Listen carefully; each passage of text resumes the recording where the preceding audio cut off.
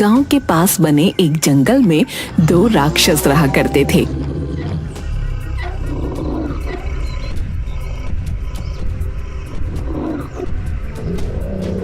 उन्हें जब भूख लगती गांव वालों का शिकार करते और उन्हें मार पीट कर खा लेते।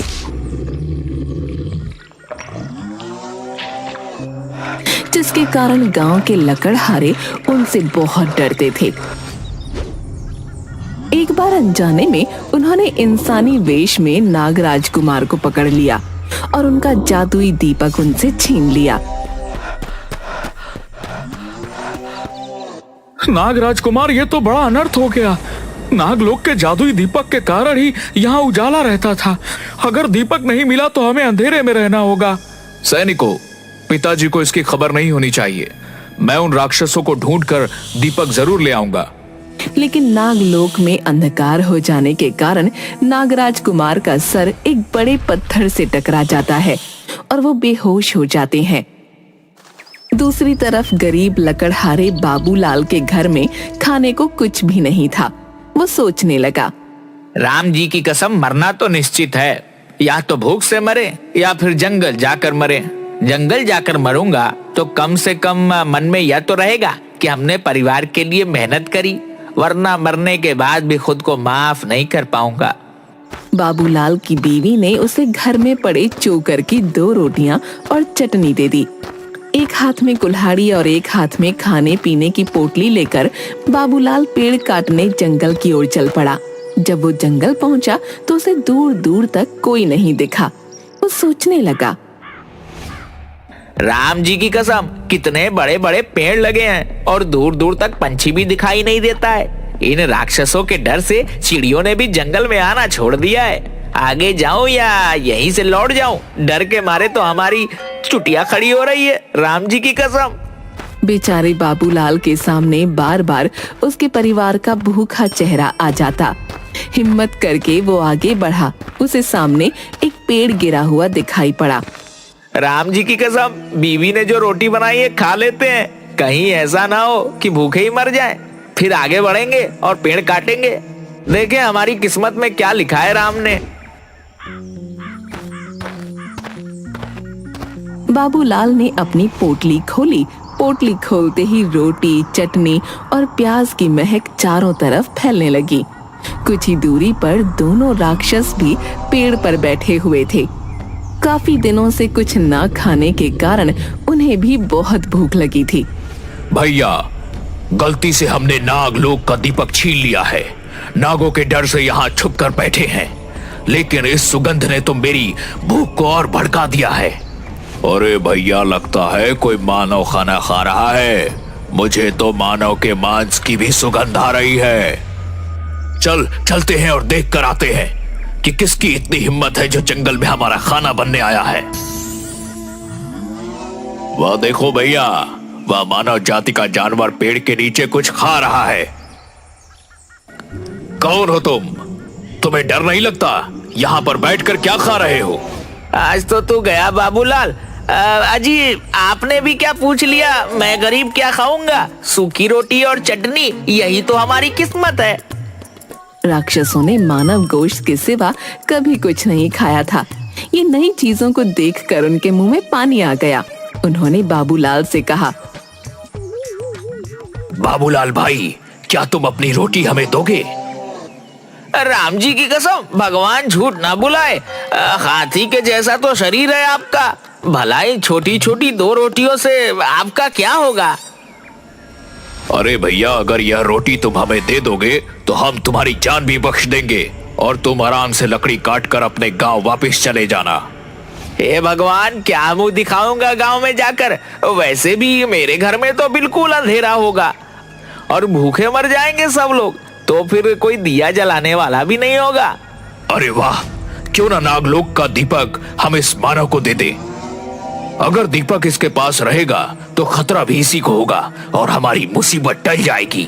बहुत बढ़िया छोटे, तू कमाल कर दिया। चल ला, दीपक किसी को दे देते हैं और इसके बदले में इसका खाना ले लेते हैं। इस मूर्ख को क्या पता कि यह अपनी मौत ले जा रहा है। तुम्हारे घर में कभी अंधेरा नहीं होगा, मैं तुम्हें यह जादू का दीपक भी दे दूंगा। यह तुम्हारे घर में कभी अंधेरा नहीं होने देगा। बाबूलाल ने मन ही मन सोचा, इन्हें मना करने का मतलब है मौत। राम जी की कसम, अपनी कटी हुई लकड़ियां और जादुई दीपक ही लेकर घर चलता हूँ, इसी में खैर है। दीपक और लकड़ियां उठाकर वो घर पहुंचा।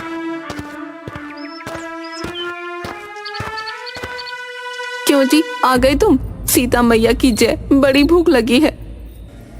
भगवान झूठ न बुलाए, लड़कियां, अरे मेरा मतलब है लकड़ियां तो मिल गई हैं, लेकिन सुबह बिकेंगी। अभी तो ये दीपक ले जा, इसी से कलेजा ठंडा कर, और हो सके तो मुझे कुछ खिला दे। अरे दैया, तुम्हें तो 2 रोटी और चटनी दी थी, सारी सपाचट कर दी। जय हो सीता मैया की। यहाँ मैं भूखी तुम्हारी राह देख रही हूँ और तुम खाना मांग रहे हो। अरे बावली, तुझे क्या बताऊं मेरे साथ क्या हुआ, तुझे विश्वास नहीं होगा। जा, अच्छा जा, अपने अंधेरे घर में कम से कम दीपक तो जला दे। निर्मला ने बाबूलाल के हाथ से दीपक लिया और जला दिया। दीपक जलाते ही पूरे घर में उजाला फैल गया। ऐसा लग रहा था जैसे घर में सूरज निकल आया हो। यहाँ तक कि खिड़की से बाहर निकलने वाले उजाले से गांव भी रोशनी से नहा रहा था। अरे भाई बाबूलाल, तेरे घर में इतनी रोशनी कहाँ से निकल रही है? जैसे लग रहा है पूरे गांव में सुबह हो गई। अरे बावली, जल्दी से खिड़की बंद कर। मैं किसी को कुछ नहीं बता सकता, मैं बाहर जाकर मुखिया जी से बात करके आता हूँ।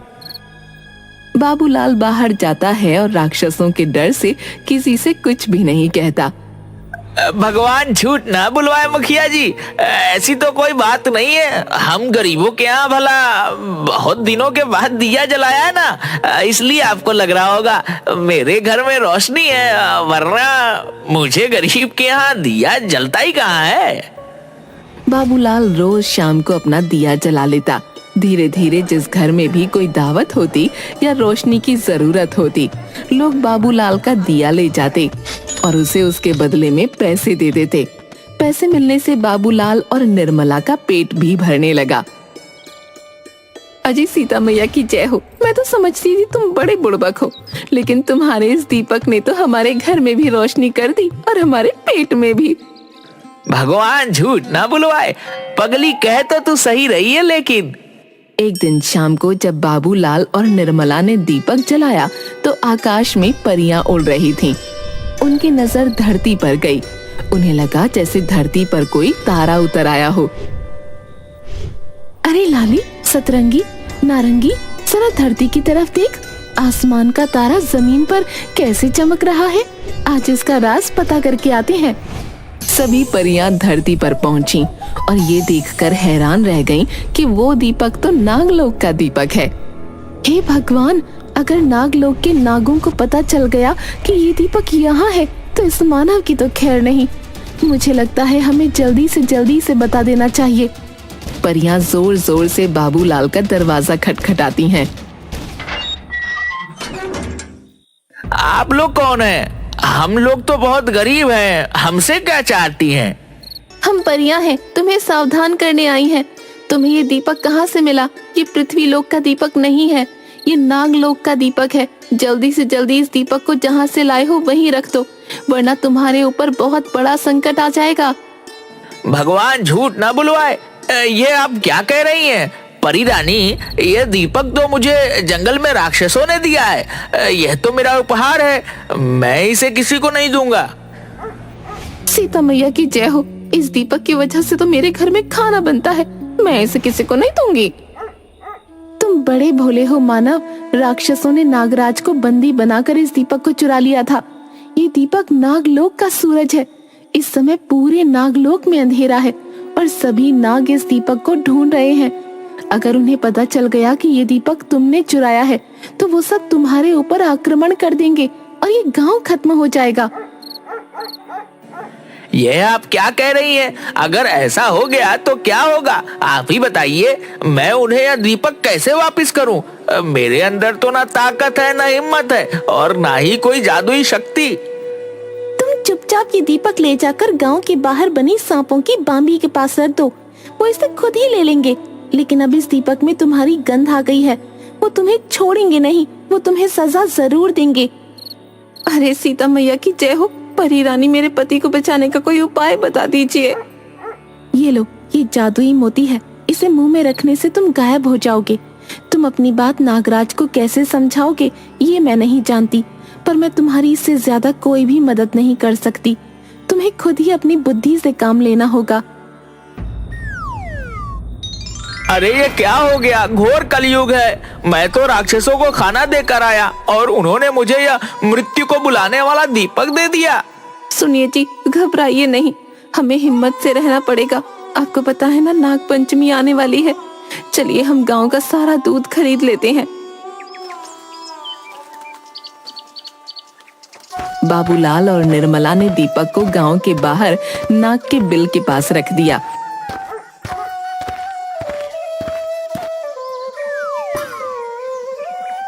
और गांव का सारा दूध खरीदकर घर के अंदर छुप गए।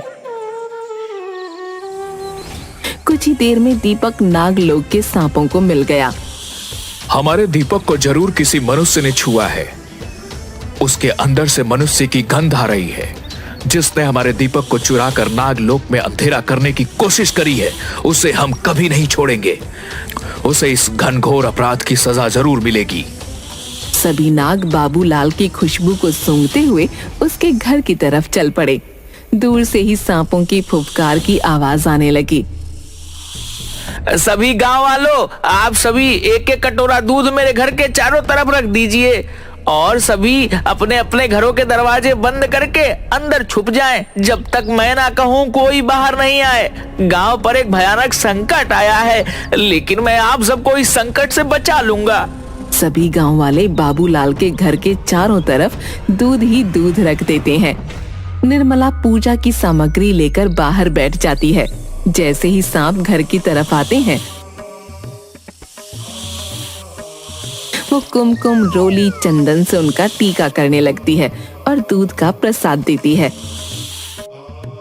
हम जानते हैं तुम हमारे अपराधी की पत्नी हो और उसे बचाना चाहती हो। देखो बेटी, हम तुम्हें कुछ भी नहीं करेंगे, बस तुम हमारे अपराधी को हमारे हवाले कर दो। निर्मला घर के अंदर जाकर दरवाजा बंद कर लेती है। इंसानों की पत्नियां इतनी आसानी से अपने पति को हमारे हवाले नहीं कर सकती। सैनिकों, आप सभी अपने फन से इस दरवाजे को तोड़ दीजिए। नागराज के हुक्म से सभी नाग अपने फनों को बाबूलाल के दरवाजे पर मारने लगते हैं और उनके विष से बाबूलाल का दरवाजा नीला पड़ जाता है। तभी बाबूलाल मुंह में परी का दिया हुआ मोती रखकर अदृश्य हो जाता है और बाहर निकलता है। नागराज आपकी जय हो। आप अपनी पूरी सेवा के साथ हमारे घर में आए हैं। मैं तो धन्य हो गया कि मुझ जैसे साधारण इंसान को आपके दर्शन हुए। मानो तुमने हमारे दीपक को छूकर बहुत बड़ा अपराध किया है। तुम्हें इसका दंड जरूर मिलेगा। महाराज, मैं गरीब और कमजोर लकड़हारा हूँ। लकड़ियाँ काट कर पेट पालता हूँ। भला मुझ में इतनी हिम्मत कहाँ कि आपका दीपक चुरा सकूं। मैं तो लकड़ियाँ काटने जंगल में गया था, 2 राक्षसों के पास। मैंने यह दीपक रखा हुआ देखा। ये सच कह रहा है महाराज। 2 राक्षसों से ही इसने दीपक छीना था। अगर यह सच है तो भला तुम इतने कमजोर इंसान राक्षसों से दीपक कैसे ले आए? महाराज, जैसे ही मुझे पता चला यह दीपक नागलोक का है, मैंने अपने प्राणों की बाजी लगा दी और दीपक लेकर घर आ गया, क्योंकि मुझे पता था कि आप दीपक को ढूंढते हुए जरूर आएंगे और मुझे दर्शन देंगे। मैं आपका बहुत बड़ा भक्त हूँ। अगर तुम इतने ही सच्चे हो तो हमारे सामने आकर बात क्यों नहीं करते? महाराज, पहले आप दूध ग्रहण कीजिए। मैं आपके सामने ही हूँ। परिया भी मेरी सच्चाई जानती थी। उन्होंने मुझे जादुई मोती दिया ताकि आपके सामने आने का साहस जुटा सकूं। बाबूलाल ने अपने मुंह से परी का दिया हुआ जादुई मोती बाहर निकाल दिया और नागराज के सामने नजर आने लगा। तुम तो सचमुच बड़े ही निर्बल दिखाई देते हो। फिर भी तुमने राक्षसों से युद्ध करके हमारा दीपक वापस ले आए। हम तुमसे बहुत खुश हैं। आज के बाद हमारे गांव के नाग इस गांव की रक्षा करेंगे। अपनी चतुराई से पूरे गांव की रक्षा की है और आज से नाग लोग भी हमारा दोस्त बन गया है। इसलिए हम बाबूलाल को इस गांव का मुखिया बनाते हैं। इस तरह बाबूलाल ने अपनी बुद्धि का इस्तेमाल करके पूरे गांव की रक्षा की और बदले में नागराज से हीरे मोती जवाहरात का उपहार भी पाया और गांव का मुखिया भी बन गया।